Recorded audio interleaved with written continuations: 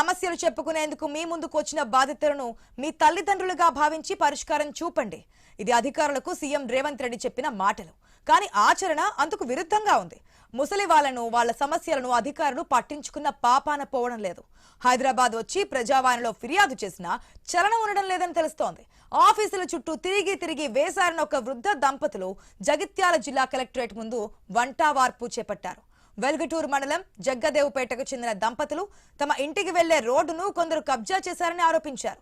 2 ఏళ్లుగా అధికారుల చుట్టూ తిరిగినా స్పందన లేదని వాపోయారు. హైదరాబాద్కు సైతం వెళ్లి ప్రజావాణిలో ఫిర్యాదు చేశామని చెప్తున్నారు. అయినా అధికారులు లైట్ తీసుకున్నారు.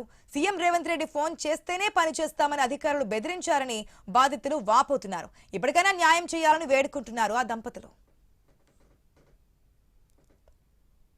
రోడ్డును కబ్జా చేసి మమ్మల్ని నానా ఇబ్బందులకు గురి చేస్తున్నారు సార్. 2 సంవత్సరాల నుంచి ప్రజావాణిలో కంప్లైంట్ చేసిన, జిల్లా స్థాయి అధికారులు స్పందించిన, మండల స్థాయి అధికారులు అనేవాళ్ళు మేము దీపీఎం, మీరు ఎక్కడికి వెళ్తారో వెళ్ళండి, మీరు ఇంతకుముందు సీఎం దగ్గరికి వెళ్ళిరు ఇక్కడ కాకుండా సీఎం సారే మాకు పర్సనల్గా ఫోన్ చేస్తే మేము దీపిస్తాం, లేకుంటే లేదు అంటారు సార్.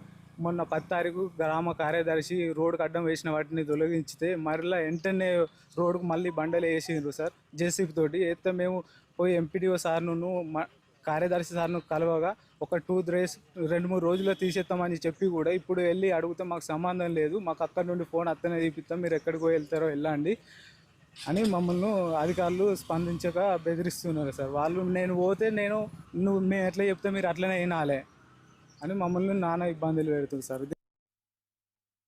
గోడ పెట్టిండ్రు, నాకు ఓ రాకుండా అక్కడికిక్కడికి బండలు పెట్టి కట్టెలు పెట్టిండ్రు బాంచలు. నేను నా ఇంటికే ఎటెలుకలేను.